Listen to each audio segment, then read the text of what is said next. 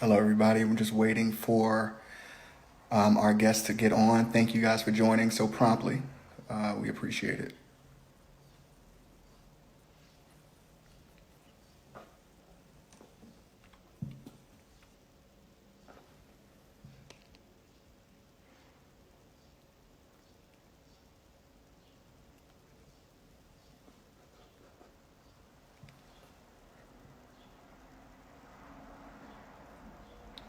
So I'm going to kick this off. Mark's going to be joining momentarily. My name is Brandon Pankey, and welcome to the Souls of Black Folk. And let me explain why we started this series at Live Nation, Live Nation Urban. We are committed to the cause and beyond that, committed to really understanding why certain atrocities in America have been occurring. Live Nation Urban was founded to make sure that more black executives, that more black people were in positions to be better and to build themselves up. Because ultimately, we want our humanity to be understood by all people in this country and beyond. When we've had panels and keynote discussions, we see so many people talking about themselves, and there really aren't any action steps afterward. And we wanted to utilize this platform, the Souls of Black Folk, to have action steps. What is next? What can we do so that we can end systemic racism? And that feels very lofty as a goal, but it's something that we believe that if we can take the first steps now, we can end up at the destination. And so I am thankful to be a part of this, to host this. I'm thankful for Live Nation Urban and the leadership of Sean G to allow us to have this as a platform. In the coming weeks, after our first discussion with Marc Lamont Hill, we'll be discussing education, we'll be discussing economics, housing, healthcare, criminal reform, and different matters within the black culture so that we can be better, so that we have action steps, so that we can move forward and be in a better position than we are today. So, without further ado, and I may be doing this a little bit too soon, Marc Lamont Hill will be joining us. And absolutely, I see somebody listening, we can absolutely support black-owned businesses as well. These are going to be discussions that we want everybody to be informed about. A lot of people in social justice know some of these issues, know all of the issues and can speak on it, but a lot of us don't know. I'm not going to profess to be an expert in any of this. And so I'm excited to have the opportunity to speak to Mark first and to continue this series in the coming weeks. He should be joining momentarily. He just sent me a text, and apologies. We're going to make this brief. Mark actually has something else happening tonight, a big discussion, a big forum on BET called Justice Now at 8 p.m. tonight. I want everyone to check that out because I think that's going to be important. He is moderating discussions with various leaders within the black community, and I think that is essential for us. And we're thankful that he's taken some time to speak to everyone here. And so he will be on momentarily, and appreciate everyone being on right now.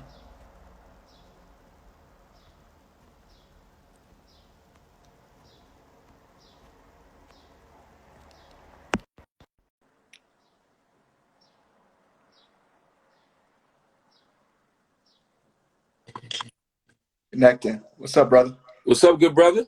How are you? I am tired, man. I've been running. I've been running for the last week.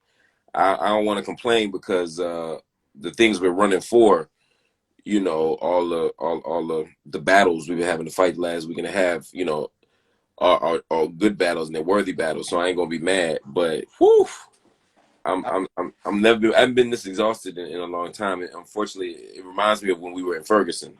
Mm-hmm. Yeah. Well, let me tell you, man, thanks for taking 20 minutes out of your day. You are, seriously. And just for people that don't know, Marc Lamont Hill is an educator, an activist, an author. And a fun fact, many years ago was my TA at the University of Penn. So I know I didn't want to bring that up, but here we are. I was But thinking, man, that had to be was that Tupac class? that was Tupac.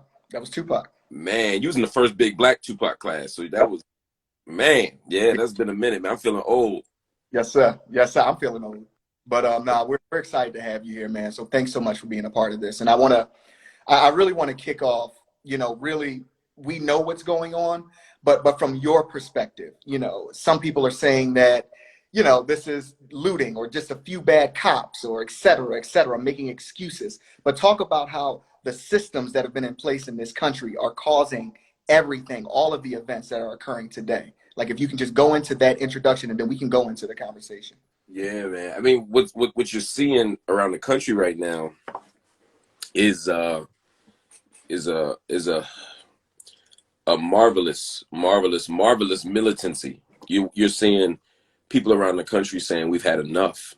You're seeing people around the country, young people around the country saying we're tired of being killed. We're tired of dying premature death, and they're pushing back against a system that is designed to do exactly what it's doing. Right. You know, a lot of times people say, you know, the system is broken and we have to make it work. And it's like, no, this is a system that produces winners and losers, a system that has to have a class of people that's exploited. This is a system that does harm to folk intentionally. So it's not that the system is broken and we have to make it work. The issue is the system is working and we have to break it. And so what you're seeing right now on the street is people committing to breaking the system. Yeah.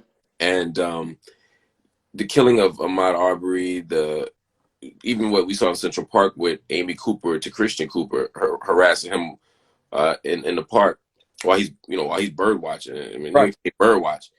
And then the tragic death of George Floyd. When you add all those up, what you see is a kind of bubbling over effect, and it's even more sort of intense because we doing all this in a moment of COVID-19. So you already feel like the state doesn't protect you. You already feel like you're vulnerable. Right. And then you add to that all these deaths. And we're used to death. Black folk ain't no stranger to death, right? From the moment we leave the plantations, you know, you see the state operate in very particular ways toward us. And during slavery as well, but it was a little bit different. But there's moments where we be like, yo, enough. And then you do it, and then you got the video, you know? The only case we didn't get to see a video of is Breonna Taylor. Right. But Breonna's in the crib. But let me go ahead. I'm sorry. I'm just yapping. Go ahead. And we can go a little bit over 20 minutes too, man. talk about that for a minute because you brought up Ahmaud Arbery, you brought up George Floyd, and you touched on Breonna Taylor, but we've seen Breonna Taylor, we've seen Tony McDade, who's a black trans man who was also within this time frame. Why aren't they getting the same amount of attention? Black women, you know, our black trans brothers and sisters, they're not getting that attention that a George Floyd is getting. Like what can we do to really make sure that attention is being brought out in the public? Well, the first answer is we have a long history of not doing that. Ultimately, in some ways, the measure, and the scholar Ruth Gilmore talks about this, I mean, the way that you can assess all of our vulnerability is how susceptible we are to premature death. Mm-hmm. As a black person in America, I'm subjected to premature death. As a poor person, I'm subjected to premature death. When you start moving at the intersections, you start adding in being a woman, being queer, being trans, and being poor, and these things intersect, it's compounded even more. But there's an interesting way that as black folks, sometimes we replicate that.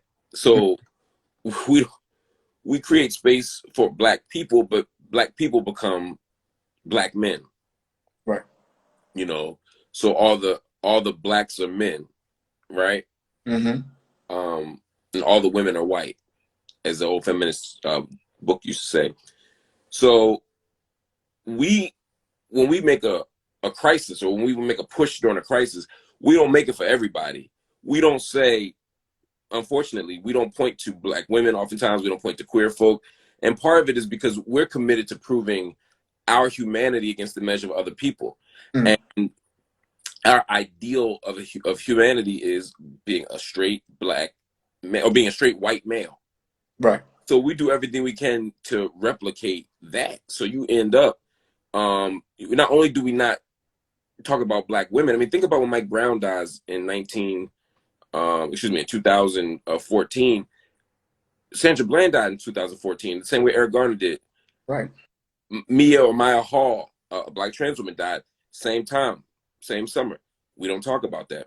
So Right. there are all these ways that the poster child of our struggle is always a straight black, uh, cisgendered, and often Christian man.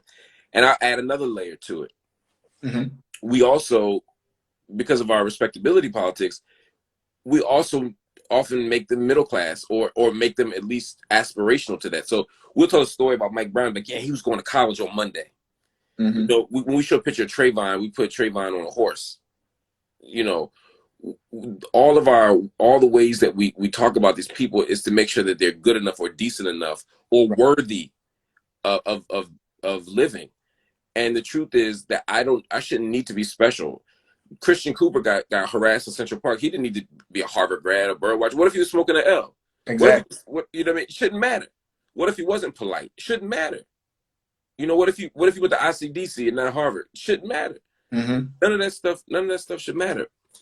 And we have to find a way to have those conversations, because what ends up happening instead is, if you're a black woman like Renisha McBride in Detroit, you don't get mentioned. If you're a woman like Breonna Taylor in Georgia, you don't get mentioned. And that's our challenge. And ultimately, it comes down also to a question of who we think is human and Right. who we think is worthy of protection from premature death.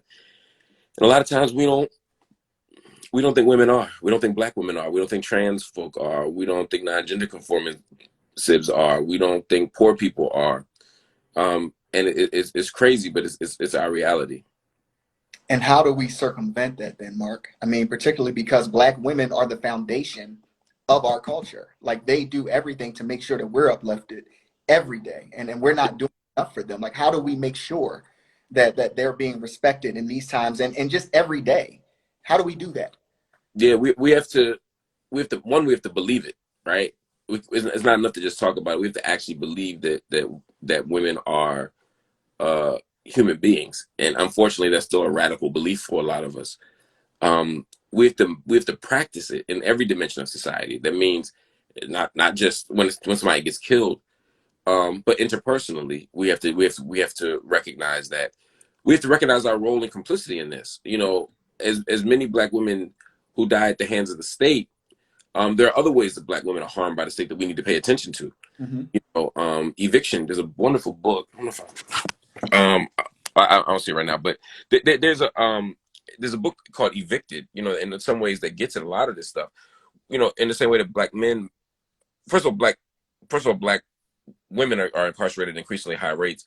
But in addition, there are other ways that black women experience harm, like evictions, Mm-hmm. right? So we have to pay attention to the particular ways that black women are affected by society and by poverty. We have to pay attention to black women's needs and issues. Did you know 80% of black women have, hold on, sorry, when I, 1 second. I said, did you know that 80% of black women suffer from fibroids? No, Exactly, right? Can you imagine any disease, any illness, any pain that black men could experience at 80% that black women wouldn't know about? no. Hell no. You know what I'm saying? Tell them every day how Right. much. If Yeah. nothing else, we be complaining about it, right? If you get a cold, you get a hangnail, you know what I mean? So we tripping Totally. about it. So, but also they would be invested in caring us enough to know that. So Exactly. we have to have that kind of investment in them. We have to talk about issues like intimate partner violence and domestic violence, man. Unfortunately, Yeah. black women are often dying at the hands of black men. And honestly, they're dying at the hands of black men far more than they're dying at the hands of police. Mm-hmm. And I'm not trying to mix the two things. Those are two different conversations, but the ones we have to be honest about. Because we can't make white supremacy the scapegoat for our own choices, which are informed by white supremacy and racism and anti-blackness, but that we have some control over. I can control the domestic violence.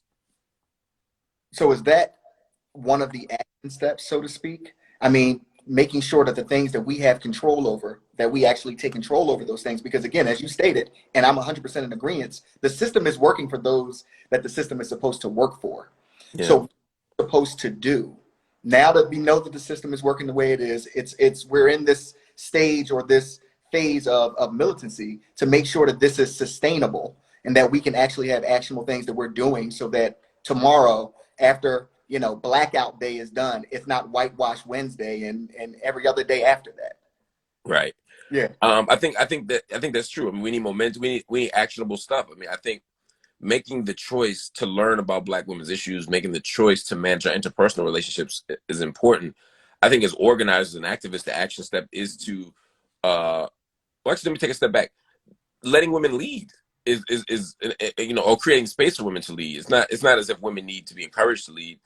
We actually stop women from leading. We push back, right? We hide. We stand in front of them. So because I think a lot of these challenges will be eliminated if we allow other voices in the room. Right.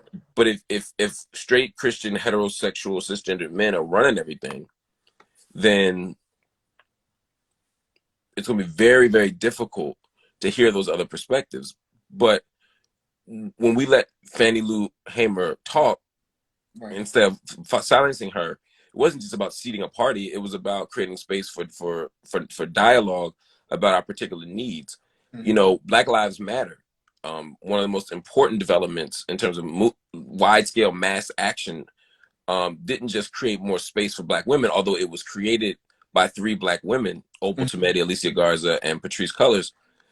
But it also roped in international issues. It also roped in issues of poverty and other intersectional issues. So Black women have always thought beyond themselves. Black women have never said, let us in the room so we can advocate for ourselves only. Black women have created room for everybody.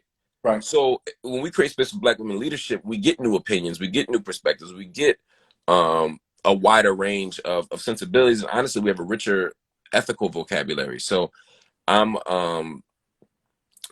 I think that's key. But again, we have to practice this stuff because it's not, again, like when we have a movement and a Black woman dies, we need to be hashtagging and having marathons and talking about it and not waiting for a Black man dies to speak in their proxy, right? It's not enough George Floyd needs to be talked about all day, every day, but so does Breonna Taylor. Mike Exactly. Brown needed to be talked about, but so did Sandra Bland. And we need to have those conversations at all times. Absolutely. So, I mean, what do you think right now? And we can keep going. We could go a little bit longer. I know I said that. By the Yeah, way, tonight we got go I'm for it. hosting a BET News special called Justice Now. It starts at 8 o'clock. I'll be talking to T.I., Steven Jackson. I'll be talking to Cory Booker, John Legend, uh, Tamika Mallory, Emerald Garner, the daughter of Eric Garner. I'll be talking to Hannah Nicole Brown. I'll be talking to Professor Eddie Glaude, a whole bunch of stuff. 8 o'clock tonight on BET. But yeah, man, let's keep rapping. I'm just walking to get some. I've been working on these. I'm in here writing, so you see all the books. Yeah. These aren't like props. I've been trying to finish a couple books, man, and I'm exhausted. So I need some water. But other than that, we good. Now, all good. So let me ask. I mean, talk about your first book and how it's still relevant, because I want people to make sure that they've read that as well. Because I think, Well, I've written a few, but the book that I think my book from 2016, I think, is the one that is most relevant to the work we're doing, and that's called Nobody: Casualties of America's War on the Vulnerable, from Ferguson to Flint and beyond. I wrote that book in 2019. I wrote that book in 2016 because I was in Ferguson looking at the aftermath of Mike Brown being killed, and then I'm in. Let me get back into some light. I'm in Ferguson during the breath. I'm in Ferguson watching Mike Brown be memorialized and watching the town react.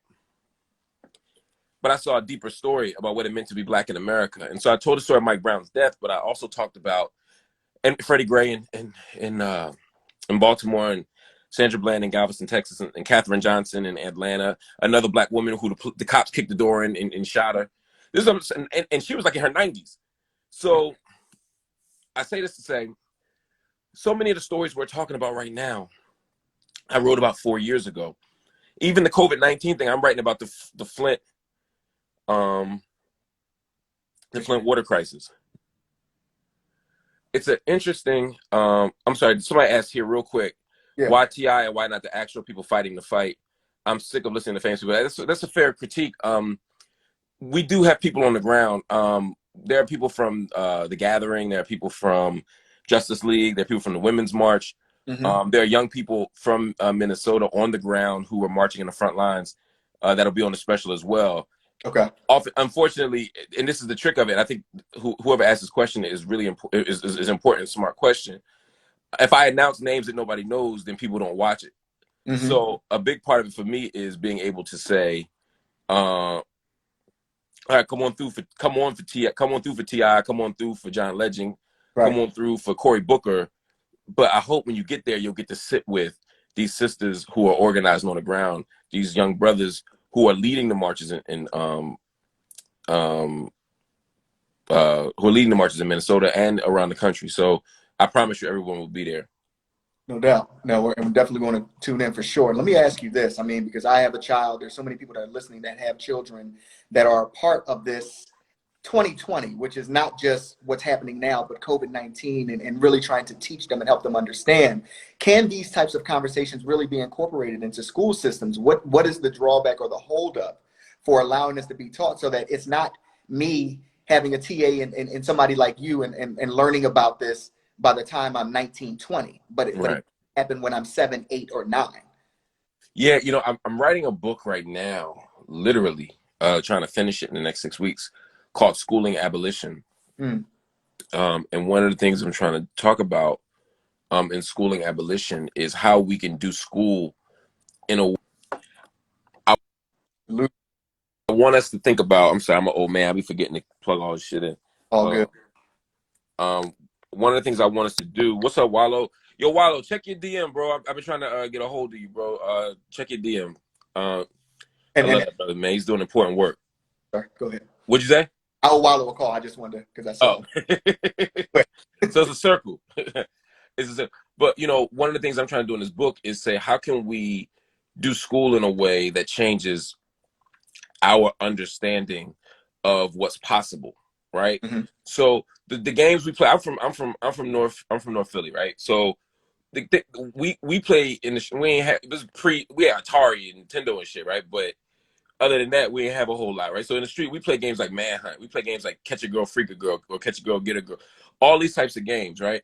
Those games you play in the street, or Cops and Robbers, Cowboys and Indians, right? You spend the rest of your life unlearning that stuff, right? You want to end rape culture, you got to end games like Catch a Girl, Freak a Girl.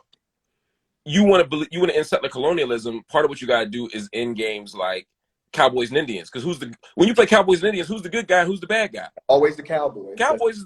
Always. So you grow up thinking about the Cowboys as the good people, right? I'm from Philly, so we hate the Cowboys anyway. But other Always. than Philly, you know what I'm saying? The Cowboys are the good guys, Indians are the bad, or cops and robbers, right? So we understand the police to be heroes, so it makes it harder to believe that when they attack us or do harm to us, um, that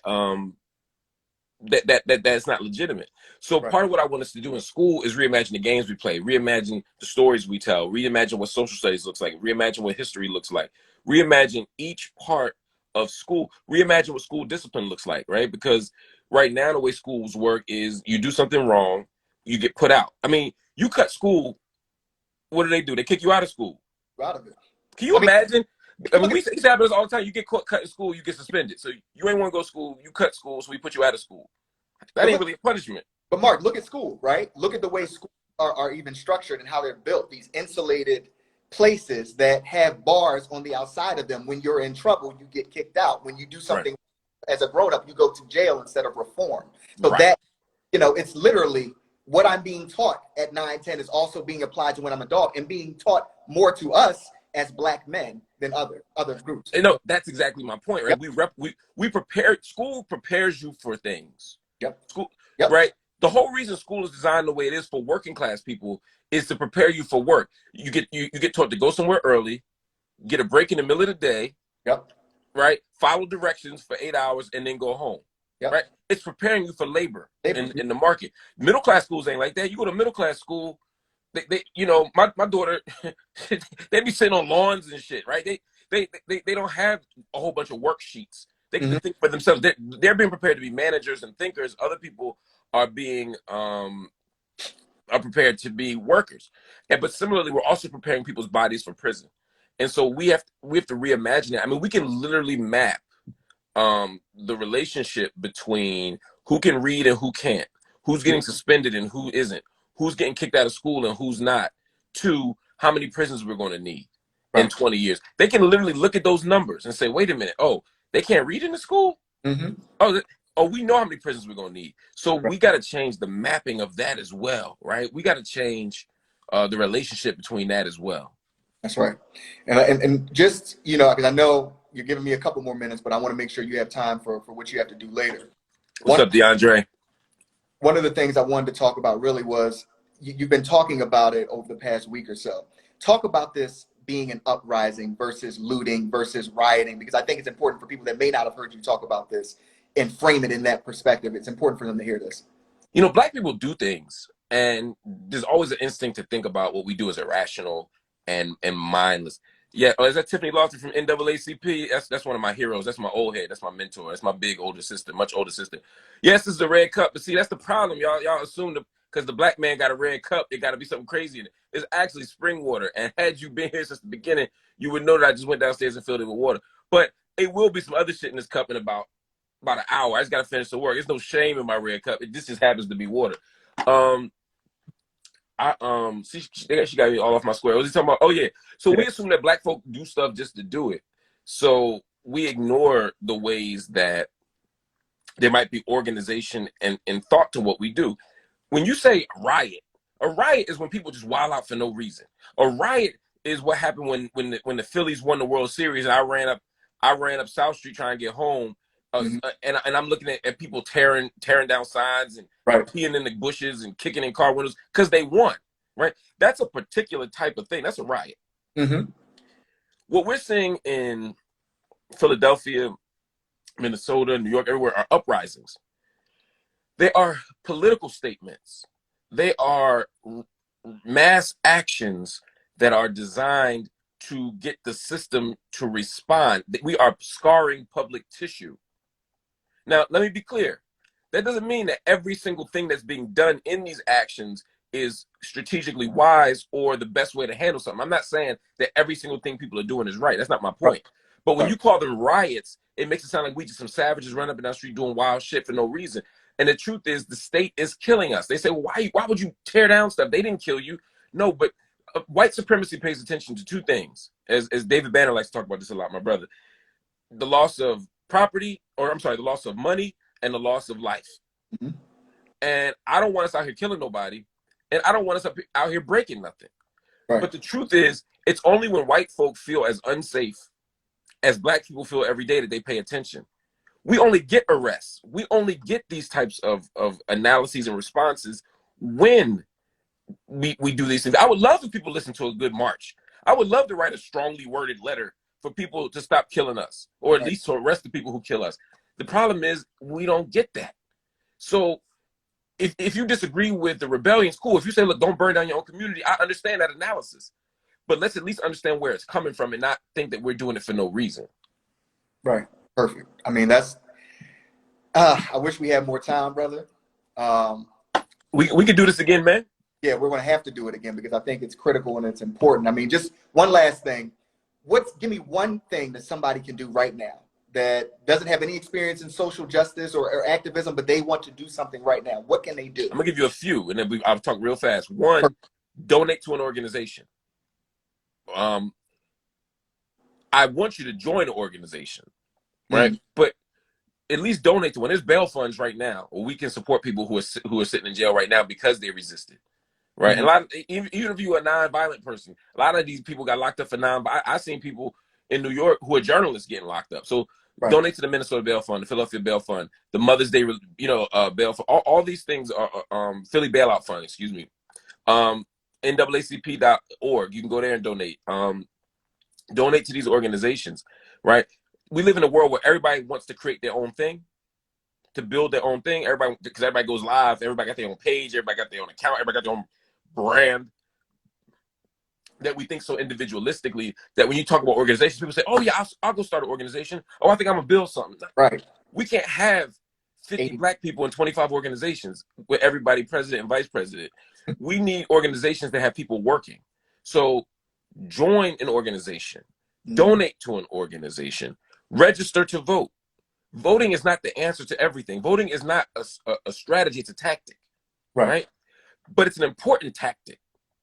You know, eating healthy doesn't fix everything, but not eating healthy harms you. Exactly. Vote and make your decisions about who you vote for based on uh based on what? Based on your needs and who's responding to your needs. Do that. Now, these are choices that we can make right now. Hmm. Um, do an act of direct service. Make a commitment this week doing an act of direct service. You can go feed somebody tomorrow. You can clothe somebody tomorrow. You can read to somebody tomorrow. You can be a mentor to somebody tomorrow. And these things have an impact on people's well-being and their safety. These are things you can do any day you want. Right. Any day you want. So I would say let's do all. And one more thing, if you got it, read something. Read something. I don't care. Well, no, I do care what it is. Don't like read no wild shit. But I'm saying it's not necessarily a specific book. I'm not saying read my work. I'm not saying read so and so's work. I'm saying read something, because the more you know about these things, the more history you have, the more understanding you have, the more you're prepared to battle in the present. Does that make sense? No, it makes perfect sense. It makes Yeah. perfect sense. Let's be strategic. Let's be tactical. Let's be thoughtful with everything that we do.